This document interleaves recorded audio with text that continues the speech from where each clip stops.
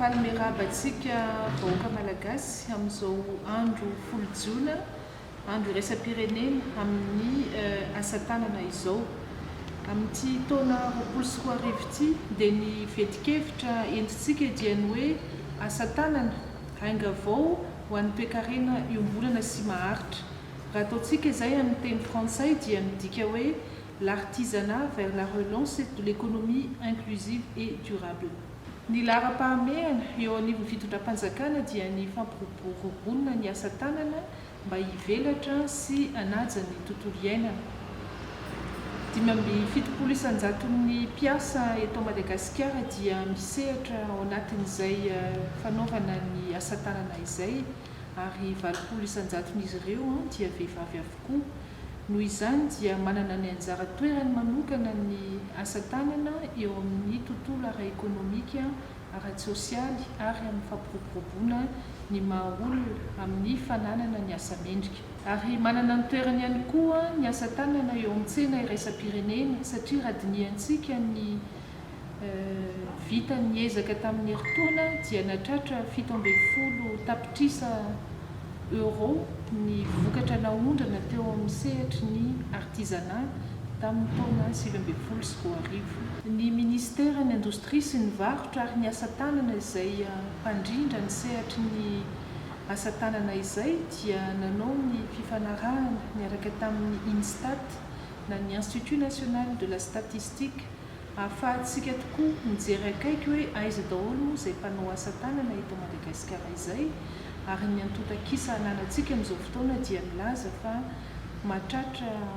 1,900,000 ny isan'ny artisan na ilay antsointsika hoe unité de production individuelle misehatra eto Madagasikara. Raha iverenantsika ny lohahevitra amin'ity fankalazana amin'ity taona 2024 ity izay mivaky toy izao: asa tanana hainga vao ho an'ny toe-karena iombolana sy maharitra, dia ararotintsika izay entina hitondrana ny vetikevitra vaovao amin'ny fampandrosoana izay sehatry ny asa tanana izay. Raha ny mahazatra antsika tokoa rehefa mankalaza izay andro iraisam-pirenena amin'ny asa tanana izay dia aty amin'ilay asa tanana manao rary, manao vato, manao hazo isika no matetika mijanona. Amin'izao fotoana izao zany amin'izao andro fankalazana ny andro iraisam-pirenena izao dia tsara ny manamarika fa eto Madagasikara dia misy 17 ny sehatr'asa sahantsika ao amin'izay resaky ny asa tanana izay, ka izay indrindra no hitondrantsika n'izay vodikevitra izay hoe raha fampandrosoana ara-ekonomika no metrahantsika ny asa tanana dia ho jerentsika manokana izany amin'izao andro iraisam-pirenena izao ny ampiroboroboana izay sehatr'asa 17 eo amin'ny asa tanana izay. Isy ny foto-drafitr'asa goavana izay ho apetraka eto amin'ny tany sy ny fanjakana ahafahantsika manampy, mampiroborobo, manofana ary mampivoatra izay sehatr'asa eo amin'ny métier d'artisan ny antsointsika anazy na ny asan'ireo majinika sy salasalana manodidina izay fanaovana asa tanana izay. Ary ho apetrakitsika ao anatin'izany foto-drafitr'asa zany ny fametrahana ihany koa ivitoerana anankiray anaovana ny famokarana ny akora fototra, satria fantatra tokoa fa ny fampiroboroboana izay akora fototra izay no tena tanjona voalohany ahafahan'ny sehatra iray manontolo ao amin'ny fanaovana asa tanana miroborobo sy manatsara ny kalitao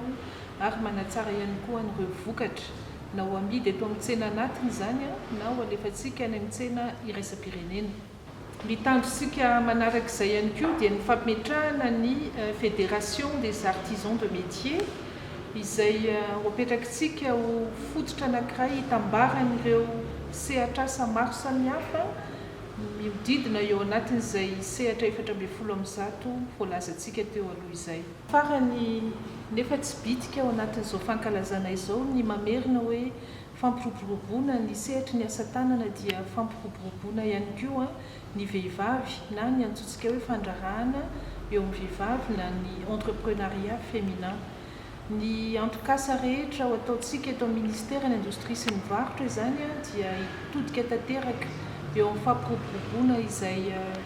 fandrarahana eo amin'ny vehivavy izay eran'ny Madagasikara any amin'ny faritra rehetrarehetra, any amin'ny distrikta rehetrarehetra,